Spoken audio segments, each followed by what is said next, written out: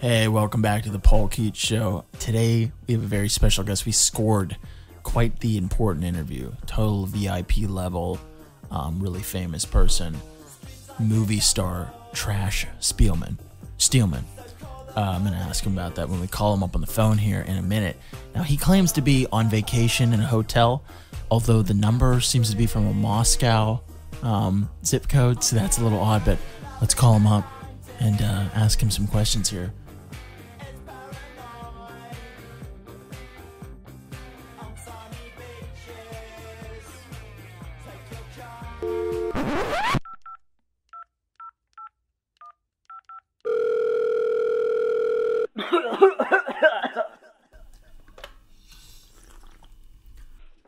Hello. Hey, Mr. Steelman. We're speaking to Mr. Trash, right? Am I getting the name right? It is still Trash, correct? Listen. No. Sometimes trash, but right at the moment, the particular film I'm doing, it's Best Dressman. Because I'm playing sort of like a very slyly, suavely dressed Englishman, and I'm a method actor. I like to stay in character. I like to stay, if I'm playing a man like of that status, I like to be, the best dressed man. Right, okay. So, let's just get right into the latest. Actually, it's backstabbing. Or Drudge-spilling. Trash derby I like. Then there's also Trash Al Bar, or inversely, Al Trash Bar. East-Westman, or West-Eastman. Could complement each other. Best Westman, Track Speedman. That's where I, play a long-distance runner. Spud Wrenchman. That's one of my favorites. Jazz Engelman's actually a jazz trumpet player in a band. Kind of like Thelonious Monk style music, if you're into that. Jazz Spellman. I'll just roll through the roster here. Butch Woodman. Dutch Wenchman. That's like a Danish sort of medieval knight. And Flash Danceman. We played in this movie, man. It required so much dancing. I had to learn how to dance. It was wonderful. I had to tap dance. And then, of course, my family name, which is fully in the great Valdrop of the 1600s, it came out to be Dros Heidelschwin Gubermedjevich Brāņšvēģermann. Is sort of the full name, but of course that sort of goes down to sort of Brāņšvēģermann, more simplistically. And the Valdropage included trash. Instead of Steelman like it was actually started out as Spiegelman, but it's sort of simplified. So do you want me to just call you Brāņšvēģermann? Would that work? It's a little bit too ethnic. I like the culture, let me tell you, but I like the food too. I'm a great German food connoisseur, but let's just stick with Trash Steelman. I think that's sort of the closest, approximation to my character.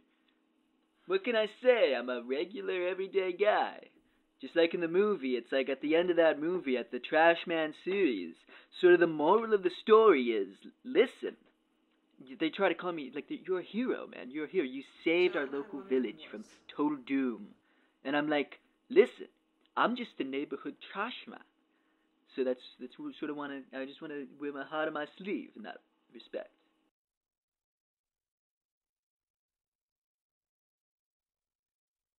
Okay, so we'll just go with Trash. That works for me.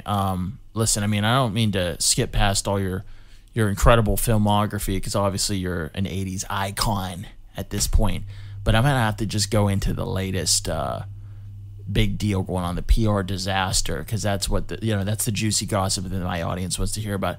We got to talk about Trashland and what happened, the incident that happened there recently, and the roller coaster at this theme park that you started, I believe it's called the Trāāhgmynn roller coaster, if I'm pronouncing it correctly. Actually, long A's, Trāāhgmnbach, like the great composer, Trāāhgmynn. You roll the R, alveolar trill, Trāāhgmynn. Okay, so Trāāhgmynn. Does that work for you? A little bit too heavy on the consonants. Just drown it. Just very easy. Just Trāāhgmynn. Okay, so the Trāāhgmynn roller coaster basically crashed, did an absolute nosedive, and 15 children perished. And is that what they're saying? Is that what they're saying, or is this a story? Let me get this cleared. Right now. Okay, so this is basically, I'm just gonna go into it.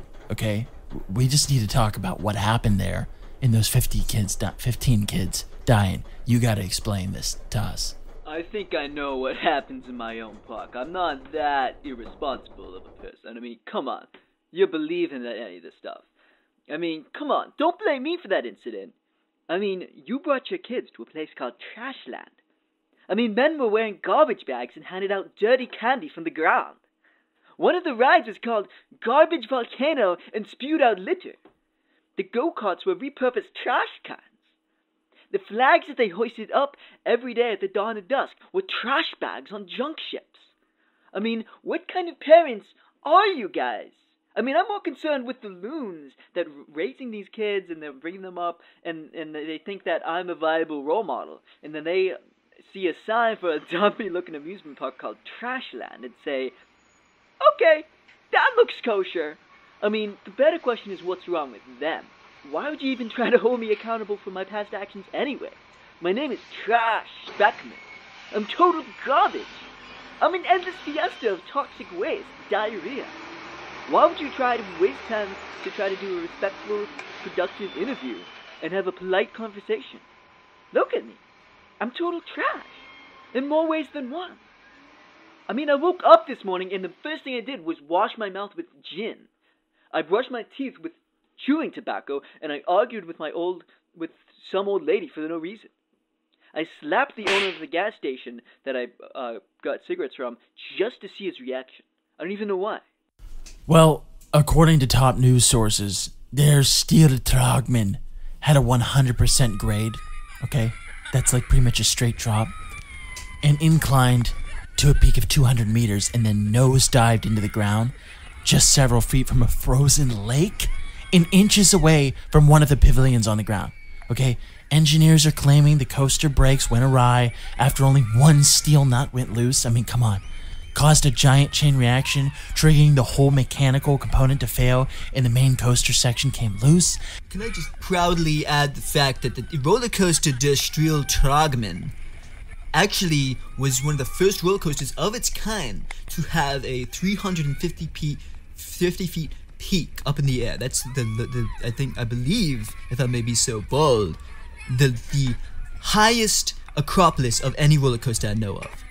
And can I add the fact that also on the front of the Trāāhgmynn, my face was emboldened, like carved on there in fine Chinese wood. You could see my face, and it was very, very beautiful rendition of my face, very flattering. And it looks sort of like those Chinese dragons as well. Just very beautiful, and you could see it, if you could see it going into the sky and just going straight back down. It's just like, it had such a grace to it. It was like a well-oiled machine. So what you're saying is that what those kids saw last, right before their deaths, was your face reflection in the ice lake before they plummeted into it to their deaths. No, I'm not gonna get into the death. Come on, man. That's just you're being irrational to assume that a man like me of my stature, in my role as a movie action hero, a star to these kids, role model, that you would assume that you would put the blame on me for these kids' deaths. Frankly, I don't believe any of it.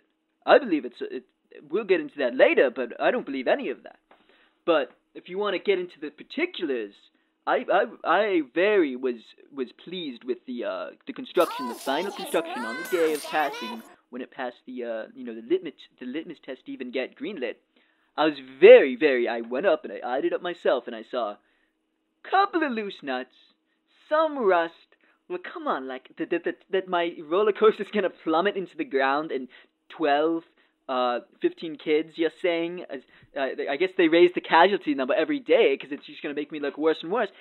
You're gonna say that that's because of me? Get real. I mean, come on. Well, from day one, the number was 15, so I don't really know where you're getting your news from. But, the engineers, they said it a presence of considerable rust, not just a little bit. There was also a lack of pay and attention and complete negligence and eventual fatal lack of awareness and care on the part of the owner and CEO and head operator of all services, which is obviously you at Trashland, Mr. Trash Steelman. And, I just feel that you're responsible for this. And that, you know, they also claim that you failed to provide proper resources. You remain stingy in renovations, hence the loose bolt. And it just caused the destruction of the whole part. And furthermore, there are no contingency mechanics even in place to prevent that kind of disaster. So those engineers tasked with running the roller coaster were not sufficiently trained. You were totally understaffed. They were underpaid. You know, the news anchor, that's what they were saying on the news and, you know, interviewing those engineers. And they said, I quote, "I was supposed to be reimbursed from my work 3 months ago, but Mr. Spielman," I'm assuming that's a typo, "never got back to me. He sent me his autographed headshot in the mail with a discount coupon for Mad Max. But I could have sworn I worked 6 months on Trāāhgmynn 7 days a week, 10 hours a day, and kept time in a journal, and he owed me 25 grand at least. But he tells me, 'Listen, you signed up to an amusement park called Trashland. Could perhaps this be your own damn fault? Isn't that kind of a red herring?'" That's what he said that you said. It's getting a little confusing, but do you kind of see where this is all leading to? I mean, come on, man. Really? Like, you're gonna believe this? I mean, okay, first of all, I think the fact that I gave the guy a coupon for Mad Max is actually a pretty good deal, in my opinion. And a headshot, not many people get to have a headshot of the Trāāhgmynn in person, by the man himself. I'm pretty sure that's pretty generous. And as I recall, that particular worker, who was non-union, but he was paid in full, I did pay him, he has a reputation. If you guys would even, look into these people, you just seem to just interview any given person on the street, if you would look into it, you would find that guy had a penchant for lying, showing up late. He would try to frame me for these things and say, "Hey, you're not paying us. You're not taking care of this rust situation." And I was like, "I'm getting to it. I'm getting engineers right off the bat. I wouldn't just let this thing go, tank just like that. I mean, and to be perfectly honest, I warned people when they first showed up to work willingly at this hellhole. First day of orientation, you saw me in the video.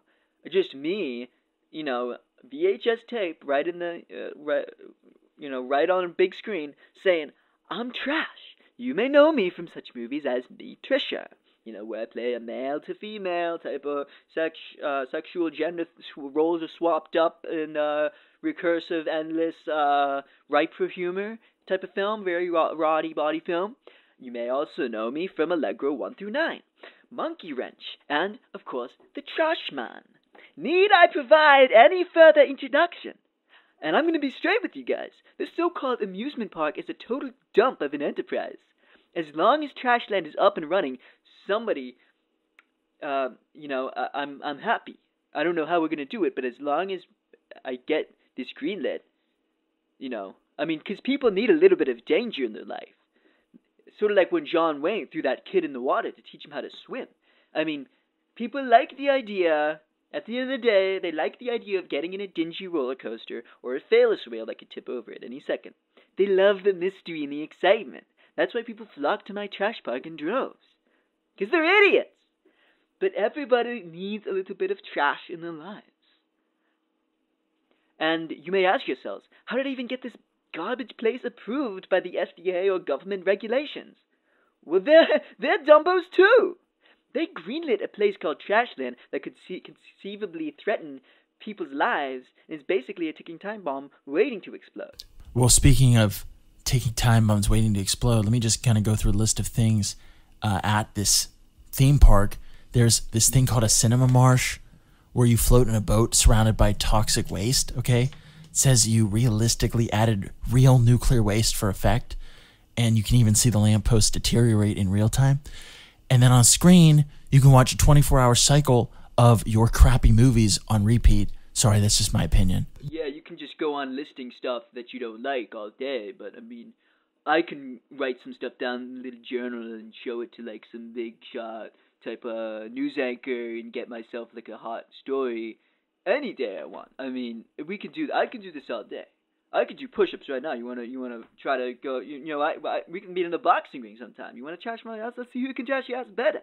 I mean, I probably would, because my name, it's my dominion, it's my power, is trashing asses liberally. I'll do you a favor.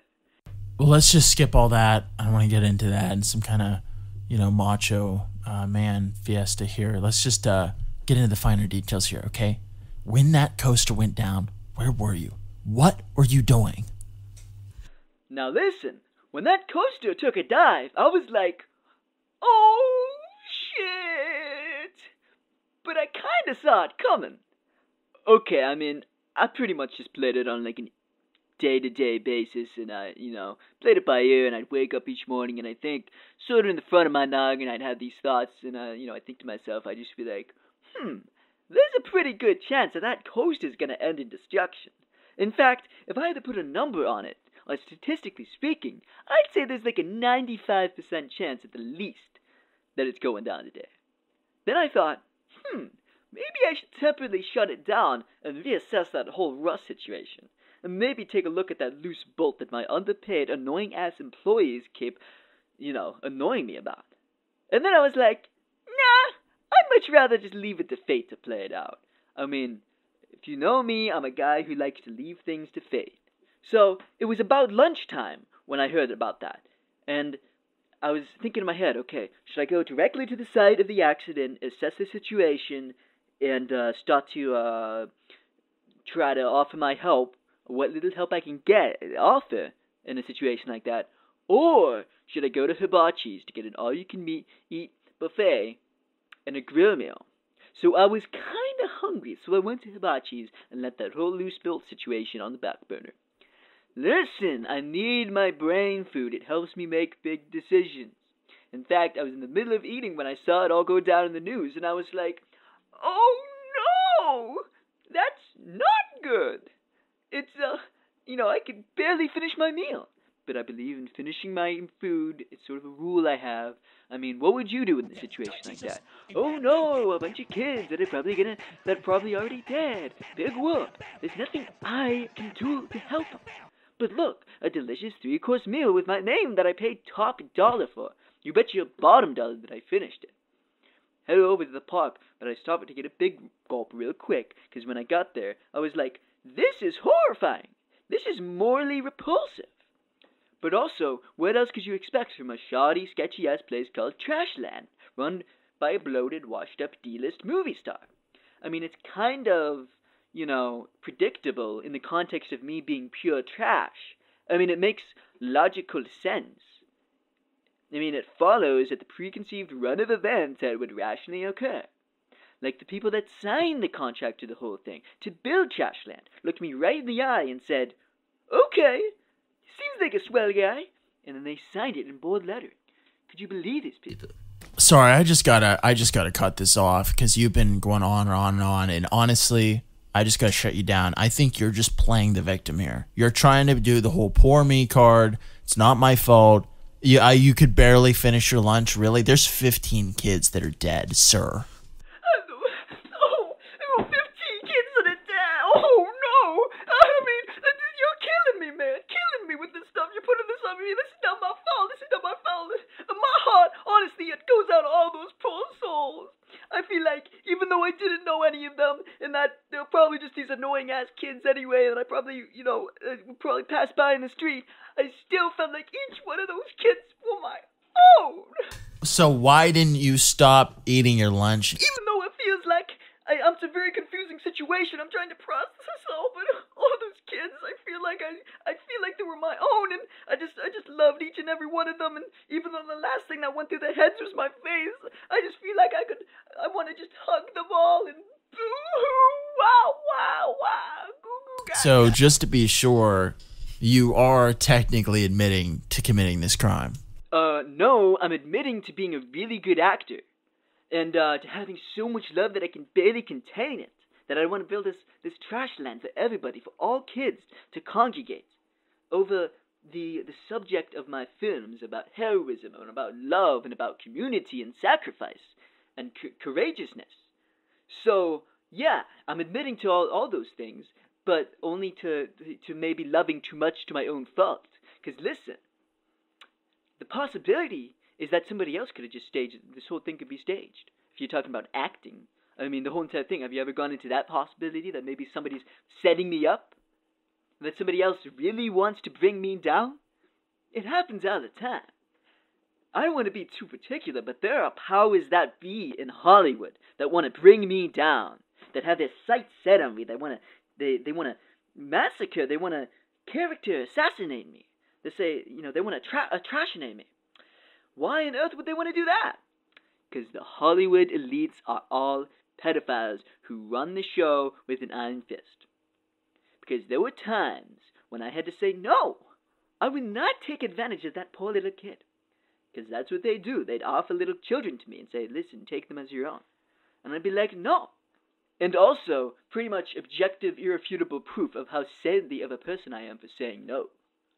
So you're claiming that the pedophile Hollywood elites, like people that, Owen Benjamin has exposed, you're saying that those people are trying to, they're out to get you, and you think maybe these kids are still alive and that Trāāhgmynn did not kill them, and that they're alive out there somehow being held hostage, and the whole thing was faked, and you're actually innocent in this entire ordeal? Do you have any proof of this at all? Yes. What proof do you have? I mean, we could go on this all day and do this, that, but there are, if you want to go into the rigmarole, there are photographic evidence. There's of little children running through the streets in the forest areas, which, because the city of Trāāhgmynn, the city that I lived in, which I sort of vernacularly sort of called it, is prone to have many gypsy children running around. In the city council, the delegates are known to just put them under the rug, forget that they don't exist, not knowing that these children were hijacked from this roller coaster via helicopter siege, and they're all taken, kidnapped away, and thrown into the woods and held hostage, and that there's somewhere in there, in a little carvel, I don't know the finer details, and I believe it might even be an underground society, which they still lived in the sewers. Have you ever checked out Google, or DuckDuckGo if you use that, if that's the way you go, Google child plus underground sewer system societies. Esoteric societies exist everywhere. Why don't you look into that? Well, you know what? I think we could go all day with these conspiracy theories, but it's not really gonna lead anywhere. And I'm not as genius as Owen Benjamin, so I really can't harp on about that all day and all night. Because there's nothing you can do about it. Yeah.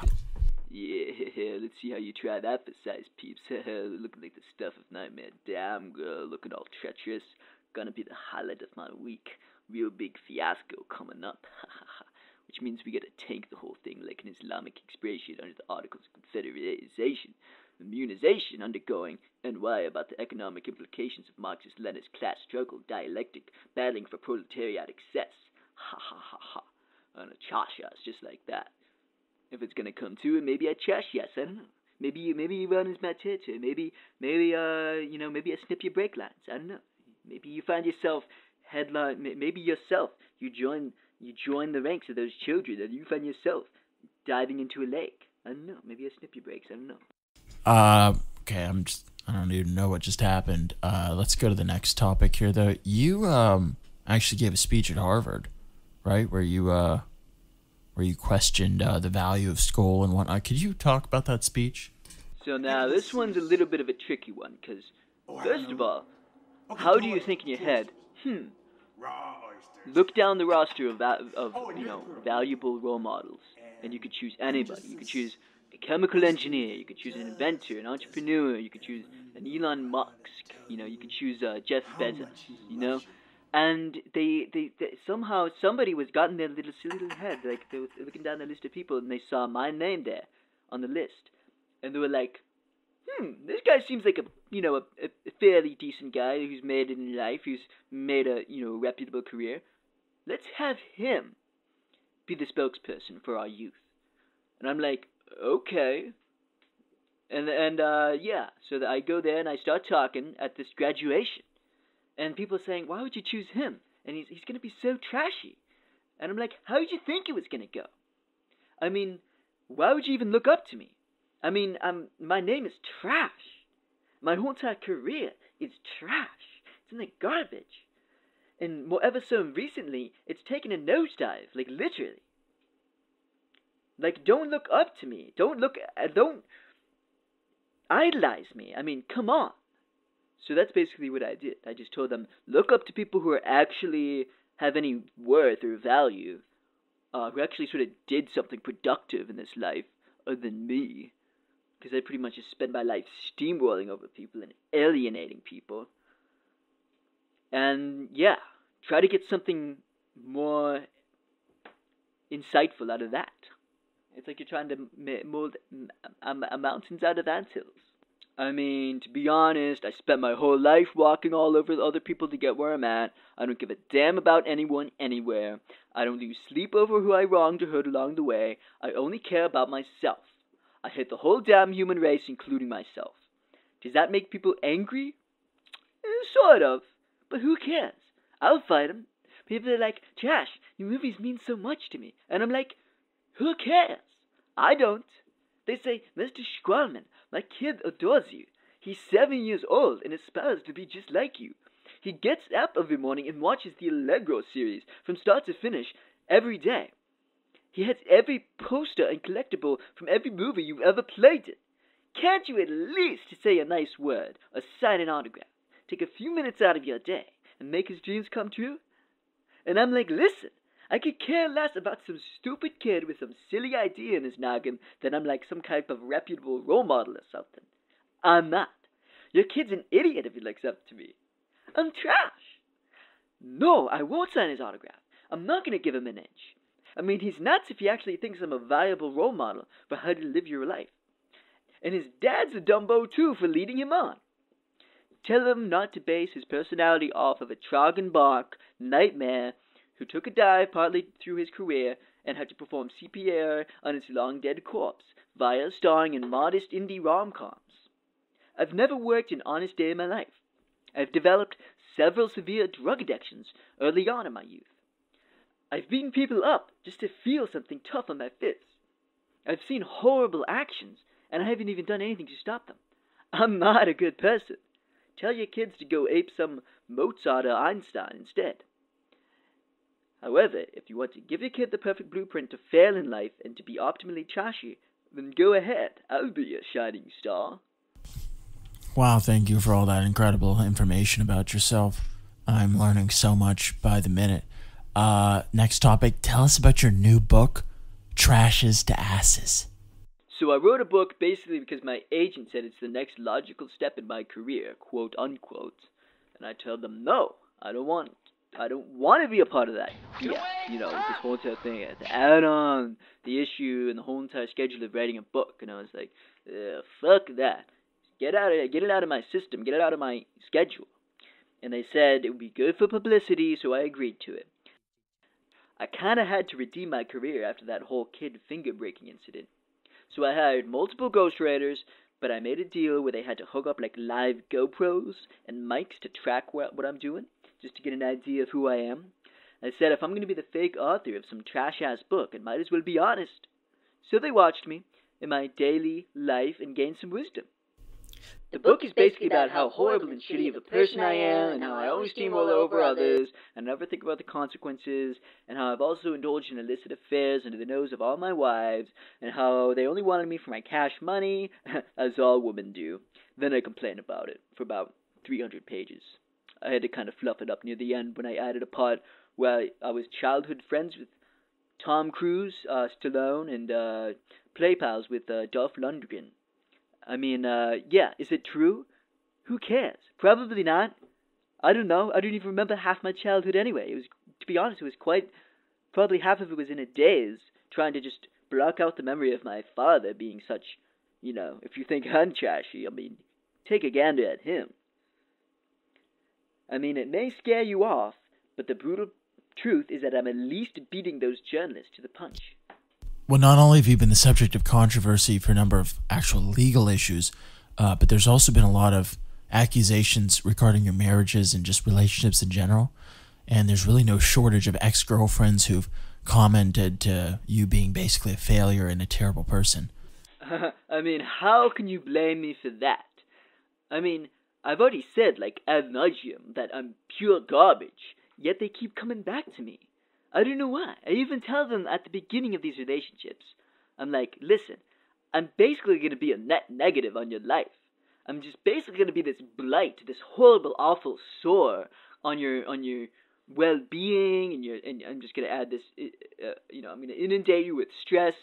All I'm going to be is like a cancerous growth that sucks all the life out of you. And I'm like, are you sure you want this relationship? And they're like, yeah. We could do a little danger. It's that danger thing, and the psychology of women is that people, I think, are looking for a little bit of trash in their lives. And I say to some of the accusations saying I've acted inappropriately, like, listen, maybe you like trash and you just don't know it yet. Maybe some people, I say to some, little missies when I see them down the street, I'm like, hey, little lady, you can ride the steel Trāāhgmynn anytime.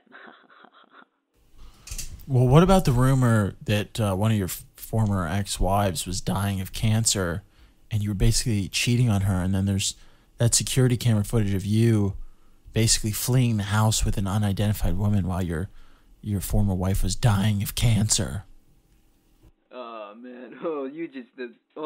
The rumors, man. You never...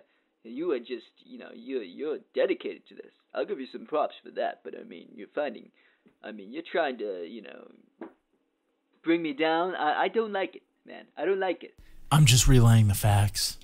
Okay, so you found some questionable footage, some CC camera footage of me walking outside for about 15 minutes. I'm waiting out, and then this girl comes out, and you guys, he's cheating on his wife. Why would I cheat my wife in front of a camera?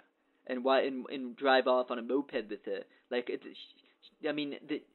did meet up with a woman that night, but she was my assistant, and we're going over some very professional movie agent scripts that my agent sent me that I was looking over. That's what she does. Why don't you put that in your pipe and smoke it? That's what we do, is that there's an assistant, but as soon as I see a young, attractive, voluptuous female, they're like, oh, he's like cheating on his wife. I am not cheating on my wife, ladies and gents.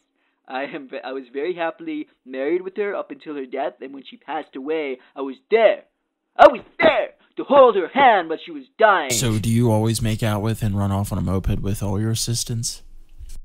We were getting in the... Okay, I have to play out... It may seem over your head because you're not into acting and you're not an artist like me, because I put my life out on the line and I make these sacrifices. But for your information, if you want to get my answer, not that you deserve to get any answers, I was merely going over a movie script and acting out all the details in that. Some of that included me reciting some intimate scenes which involved tongue kissing. Well, speaking of, hard to watch scenes with sort of more adult themes in it, I heard that there's several copies of Allegro 4 that were redacted due to a controversial scene that was deemed unfit for children. Can you tell us about that? Now, that's a scene that a lot of scenes I would say in my movie, I'll be like, no, I'm not proud of that, I want it out. I notoriously have issues with actors.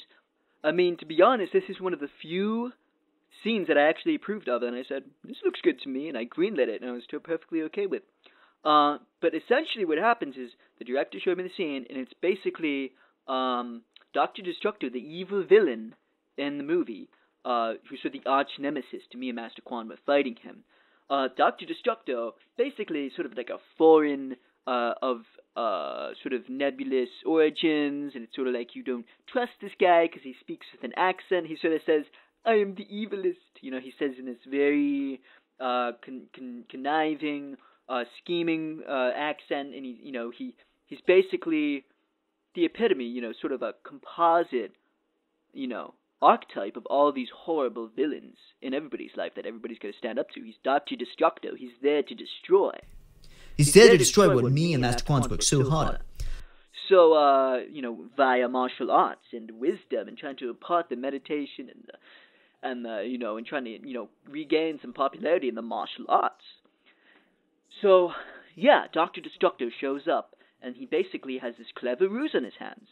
He has a potion in his laboratory that he's been mixing up, this concoction, that can turn him into a woman, and basically make him totally indistinguishable from a super hot blonde woman that Allegro has been sort of eyeing up and sort of was sort of flirting with early in the movie.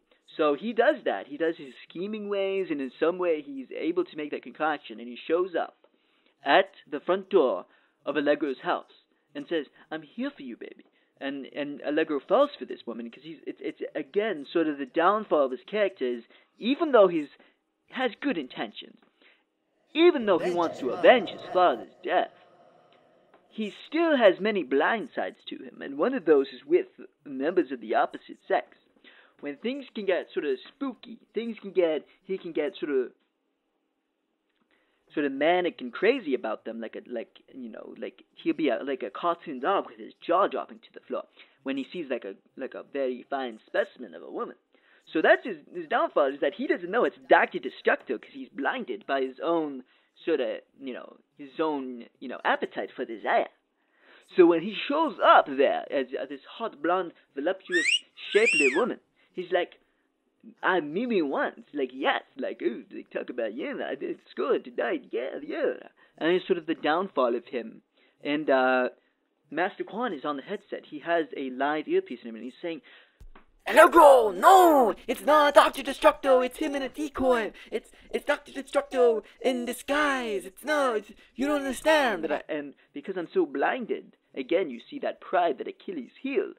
I'm so blinded by my own lust that I basically just throw the headset out, and I don't even give a shit about anything he says, and we basically retreat to the bedroom. And basically the next scene, it shows the whole entire house is rumbling, like up and down. But I think you get the idea, and I don't know why people would say, "Oh, it's so inappropriate for kids." Listen, they're gonna have to learn sometime. If it's gonna be through this trashy movie, then maybe it's gonna be through that. So after the fact, the deed is done with Dr. Destructo, and he gains the secret codes to the evil plans that he has been planning. Allegro finds out in a drunken, hungover stupor that what happened is Master Quan arrives, and he's like, "Allegro, what is wrong with you? You just did the unspeakable with Dr. Destructo. That was his decoy. Why didn't you hear me on the headpiece? You were too immersed in your own desire. You don't understand discipline." And I was like, and this is the line that was in the movie verbatim, "I got funky with Dr. Destructo." And that's basically what happens, is that I think that was the line, is that the fact that he's sort of articulating what happened. But it adds the comedy to it as well. There's a bit of a very heartfelt comedy. And again, kids are going to have to learn sooner or later, whether it's them walking in on their parents in the act 2. It's just like, come on, grow up. Let's be mature about this. I mean, I believe everybody can talk, very soberly, very maturely about these topics without having to get all goofy. Wow, I had no idea that scene in that film was so multi-layered, like an onion or an ogre, totally deep, psychological, really in-depth, and just had no idea. It's basically like on par with like two great Ingrid Bergman and all the greats. Wrangler. Basically a cinematic masterpiece. Speaking of nuance, let's talk about your new movie. It's more of like a psychological thriller. It's got a lot of heavyweight actors in it. It's got Oscar Bates in it, and some of the other ones. And I hear it's going for the Academy Award this year. Basically, it's just really top dog actors in that you got to hold up to be in this film. You want to tell us about that? I just want to make it abundantly clear to everybody that I hated this experience. I hated the people. This was not enjoyable for me in any way, shape, or form. Every moment doing it was pure pain and torture upon myself and others, probably more so for others. I wished it would have just been over with. Every day I had to trudge in there and listen to everybody nag. I hated the actors, the director, the script, the costume designer. I think the only person I didn't really hate that much was the food, the caterer. He he had some great bacon, lettuce, and tomato little things, but he's even, like, stingy with that. Like, I wanted seconds, and he wouldn't allow me to have seconds, because he was like, listen, we gotta equally distribute it among everybody else, you gotta think about somebody other than yourself, and I'm just like, I just want seconds, I just want more. I mean, I can't count how many I had, 1, 2, 5, but I just want as many as I can fit in my mouth. I'm starving for that. But yeah, I basically hated everybody. I hated the process, I hated the rigmarole, I hated getting up every morning and dealing with these people. I hated everybody, including myself. So in one of your latest films, you teamed up with the incredible artiste director Oren Barker on this one of your latest action films, and you were designated as the non-director of the film. I just wondering what that means. And you were also designated non-producer as well and non-writer. And I was just wondering, what does that even entail to be a all of those things?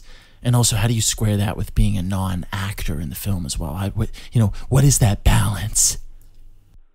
Well, basically, I think I agree balance is a very important key part to figuring this whole business out, but yeah, I mean, Oren's a great guy, wonderful playground to have. He gives you the tools, to really work it out and, and fight with your demons and try to exercise those demons while juggling all those things. And being the non-director, I mean, it was hard work. I mean, basically whatever he did, I did the inverse. He'd be like directing the film, being all director-like, going around and giving directions and shouting orders and looking over scripts and collaborating with the cinematographer to get the best shot and the best man and the lighting people and all that, the best boy and the grip, and I'll be there and I sit and watch and I basically just do the opposite. And I think it's perfect for me. It's right down my alley because I've never had any direction in my life, so it the book just writes itself at that point. Just if he follows it, I'll follow the lead. I'll do the inverse. So he's directing people in that. I basically take 5 steps back and I maybe have a smoke, get some food, and sort of just let him run the ship. And then what about being the non-producer on the film? Like, how do you juggle that with the other parts of your work on that movie? Having all that and the responsibility is that it was really, it was just, he'd be going out, the producer, I mean, what's his job? To get the money for the film? I have the equally important job of spending the money of the film on extraneous things, like I want to get some lottery tickets maybe, Chinese food, so I'm basically doing a very hard job trying to copy his moves as going out and compete with all these potential bidders and these people, and trying to get the money for it and funding it, and I basically just sit there and do nothing. And that's a big onus, to sit there and spend money and have to find it within me to actually do the opposite of what he's doing. And that's sort of the necessary prerequisite of the non-producer. I was an excellent one at that, too. I was having a hard time trying to think of creative ways to spend the cash, too. I was like, okay, the whole, like, woman and, and fast cars, I was like, eh. So, I mean, try to think of 10 different things you can spend your money on that's actually fun. And also I've heard, at sort of a low point in your life and career, you sort of stooped to doing editing work on an erotic thriller of some kind, and can you tell us a little bit about that? There was also an acting role in there, too, and I actually won the award for the best shape of, the best body in there at the Adult Film Festival. And let me tell you, I did not know that was going to be an adult film festival, because he said part erotic. And back then I was very in shape, very physically fit, perfect Greek sculpted body, and people were just begging for me. They were begging for me, like, we need you on the screen. And it wasn't until I knew that it was because of also my acting ability, my charm. And I was like, listen, I'm doing this more for the acting than I am for just to get some money. I want to get my head in the game. And they're like, listen, I mean, money, John, and it's been coming for a long time. I can also run some editing work on this, too, to make some extra money, because I just want to get out of this dingy point. People were saying, like, oh, it's such a low point in your life. It was actually pretty a high point. I mean, being with a beautiful woman in a film like that, it's actually a pretty high point in my life. So yeah, that's what I would say. And the editing work, there are many times when I would have to say, like, listen, I'm gonna have to take some of this editing work home, the film reel, so I can do some last minute little changes on here, because there's some important things to get a change out this. It's safe in my hands. I can take care of it. You guys have nothing to worry about. I'll bring it back on Monday. Okay, we got to talk about the Bridgeman Series, one of your more iconic roles of your career. And you said repeatedly in the past 10 years or so that you would never make another Bridgeman film as long as you lived. And yet, in this past year alone, apparently you've made 4 new Bridgeman movies. Tell us about that. Well, 4.5 technically. We're filming another half Bridgeman. Well, yeah, I mean, you basically go out through the list of all the greatest Bridgeman films. What do they all have in common? It had a hook. It drew people in. They're like, what's going on here? There's a battle going on. There's a bridge involved. The soldiers are trying to get from point A to point B. How do they get from the point A to point B? By the aforementioned bridge. So you can see there's a format that we have established early on. And by Bridgeman 6, we started going into the length of the bridge in order to, cross this enemy swamp. And we came into the finer details about how that bridge turned out. And we'd subtitle it Bridgeman 6, in which the bridge is slightly bigger, but not as big as the one in Bridgeman 7. And then Bridgeman 7 would be like, in which the bridge is slightly bigger, but not as big as the one in Bridgeman 8, and sort of add on. But then we came on this genius idea on Owen's part, was the idea that maybe the bridge can also change girth and dimensions, not just length. So now we started saying Bridgeman 9, in which the bridge is slightly shorter this time, but wider in width and a little bit higher in depth. And then, and then by about then we were sick of dimensions, and then by about Bridgeman 11, it was just, in which we find the bridge is all a ruse the whole time.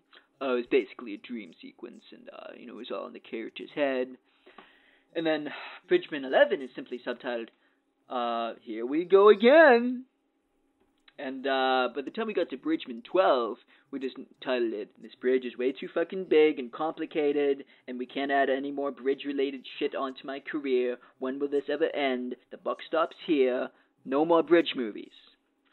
And then I sort of redacted that with Bridgeman 13, and there's also Bridgeman 12 and a half, actually. And, because 12 and a half was kind of like a half bridge movie. That's why we didn't name it 13, It was in a 45-minute straight-to-video thing, and they were like, listen, we're not going to distribute this bridge shit. You've already made like a dozen of these. And we're like, suck on this, we're making more. Because the more they would say, we don't want any more bridge movies, like, the more it gave us, sort of, we wanted to spite them, right? So, yeah, by about the year 2000, I was like, no more fucking bridge movies. So I burned that bridge. And basically, I really like sort of the family element. There's this young boy that, sort of is conscripted into it, and, Bridgeman, I play the Bridgeman, in which he sort of takes, fatherly, patriarchal responsibility for this poor kid who's been, seen the horrors of war, and he basically sends him out, and he does these missions, and he hatches through the, through the swamps and the marshes, and they basically work hand in hand, and, it's sort of like, it's like the horrors of wars, ruin this poor kid's childhood, so we try to, like, have these little heartfelt things where, like, there's a board game where he's like, listen, I'm going to teach you how to play Risk, and, and try to show you the, finer things in life, and, trying to give the kid a glimpse of something not so dismal like this, endless dead people every day piling up in front of a bridge. And one more little additional detail to the Bridge series is that we did leave it, even though I said no more at this one, we did leave it to, at the end, open to a little cliffhanger where he's literally hanging off the end of the bridge, and it's like the bridge has been smashed in half. It's been like, they've rebuilt the bridge in Bridgeman 1, right? The bridge was destroyed. They reconstructed the entire bridge from scratch, the exact same rock, and then the bridge slightly variations on the same theme. But by the time we get to Bridgeman 12 and a half, there's a little bit of a switch up there, because now only a quarter of the bridge has been burned down. So now he's saying, we gotta build another partial bridge. We gotta bridge this gap in order to get to the enemy territory and defeat the enemy. And then that spins off into a whole entire different genre, which is basically just called, the actual battle that the whole entire Bridgeman shit was supposed to be leading up to begin with, that we kept, beating around the bush, in which they actually sort of fight them. But we actually didn't find the budget to do that, so that's why it took place entirely in front of a green screen, just to limit the cost. And, hopefully when we get the budgeting, we're going to have an all-out epic war film. So, watch out, Francis Ford Coppola. By that time, the child actor in Bridgeman 1 through 12 and a half is actually a full-grown adult. By that time, he became an adult. He was, self-aware enough to be like, screw this, I'm done with this bridge stuff. I want to go to college, I want to educate myself, I want to distance myself from this franchise. And I was like, do whatever you want. We can't even, maybe there's some questionable things going on with child labor laws anyway. But yeah, we were like, just definitely keep that confidential. Don't mention any of that. Not that anything did happen. But there's a possibility that he might have been overworked. I want to talk about one of your somewhat lesser known but still cult classic films called Fear of Heights, where, you're a mountain climber in the Nepal mountains. And there was a lot of backlash, though, about that ending that kind of split the critics, one way or the other. Basically, the ending has you on top of a Nepalese mountain shack where you freeze to death with your face planted into the snow. Could you explain that ending and why it was so controversial? I do want to make a quick little correction on your part. It actually was rock grappling, not rock climbing. And to be honest, I actually was proud of that ending. It shows the visceral reality of life. That sometimes at the end of the tunnel there isn't a light. Sometimes it's desultory. Sometimes it's you with your face planted in the ground, frozen, icicles in your beard, and people, these horrified bystanders, coming along to discover this atrocity, to find you, thinking that you're some statue, but it's really you just dead, frozen there, in place. It just shows you that, hey, don't go, rock grappling, haplessly alone in the mountains especially, without the proper resources, because this is pretty much what's going to happen. And there was some action-y type scenes where there was a native Nepalese person sort of guiding at first, but then they turn on each other, so there's a little dynamic there with the villain. Again, you see sort of this theme of foreign people, sort of having, they always have this plan up the sleeve to sort of make things go awry.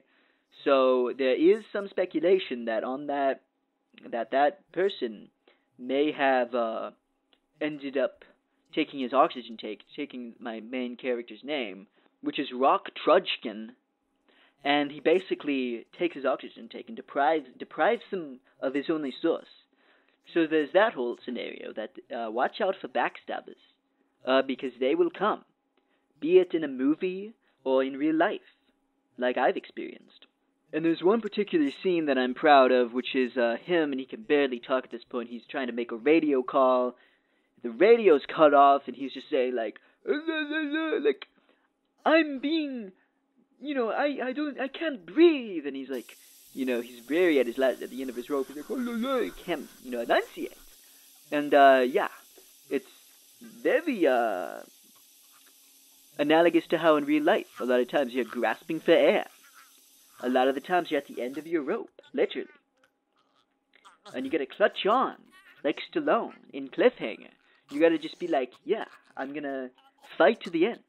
And there's a catchphrase in there, but basically in the trailer to the movie, it just says, the narration says, when the odds aren't in your favor, when nature's a bitch, you just have one mode, survive.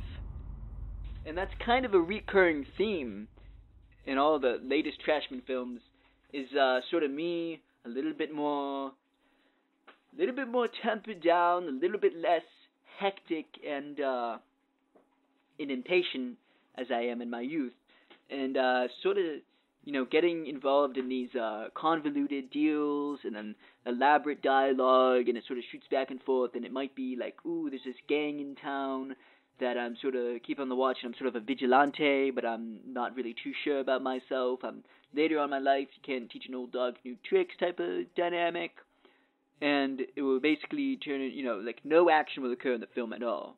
But at the end of the film, arbitrarily out of nowhere, a white van will show up, and masked men will walk out of it, and then and then fill me full of bullets, and I'll just sit there dying. And at the end of the movie, I'll just be dead, in a pool of my own blood. And yeah, that's the type of things I'm into these days. Well, Mr. Steelman, thank you for this incredible interview. Unfortunately, we're out of time. It was such a great interview, and thank you for your time. And we're now going to give my audience, a little sneak peek, a little snippet of an audio that I recorded last week of Gary Moles. Yeah, I interviewed Gary Moles last week. And let's play that clip right now. So, when you met Bradley Pitts, Mr. Pitts, you said it was kind of at a low point in your life, career-wise and personally, and you were basically addicted to everything. And when he basically found you, at a really destitute time in your life. Could you just tell us about that?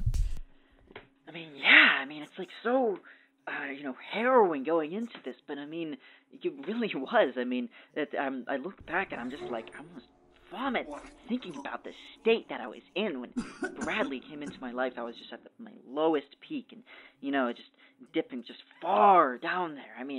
When I first met him, and we'd have these long discussions, we'd just confide everything in each other. We were reinforcing each other, and a lot of people don't know. It's like we'd be on the rooftop and the sun would be setting, and I'd turn to Bradley Pitt, my hero, and I would say, "It was you who found me, crawling out of that sack, covered in slimy, moist, viscous afterbirth.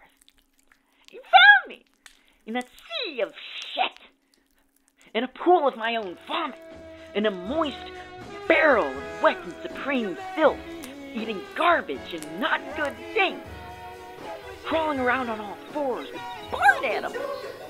It was you! Fuck!" And a lot of people don't know about Brad Pitt, and they try to just, they don't understand the guy. I do. He went through so much, and he confided with me on this roof. He just take me to the side and be like, "Listen, it looks like my life is all great. It's just all endless ticker tape parade, and, it's Tinseltown, and he's saying, no, you don't understand. I've been harassed. I've been, inappropriately touched by, female producers, and he told me everything. He just, he just poured it all out in his soul into me, and I exhumed and absorbed every last detail. And he was like, yes, I was raped pretty much, and because of it, I live with this. I'm basically impotent. He'd call me up in the middle of the night to be like, "Gary, I can't make love to a woman anymore. I can't do it anymore. I'm incapable of having children. I'm sterile. You see all the kids that me and Angelina Jolie had. They're all adopted. All in vitro fertilization." And I'm saying, "Bradley, you don't need to tell me this. It's okay. Because you don't need them. You need me." Wow, so as you just heard, incredible audio, and the full interview is even better than what you just heard. So much juicier, and even better than you can imagine. You're definitely not going to want to miss that. So tune in next week for that, and we'll see you next time.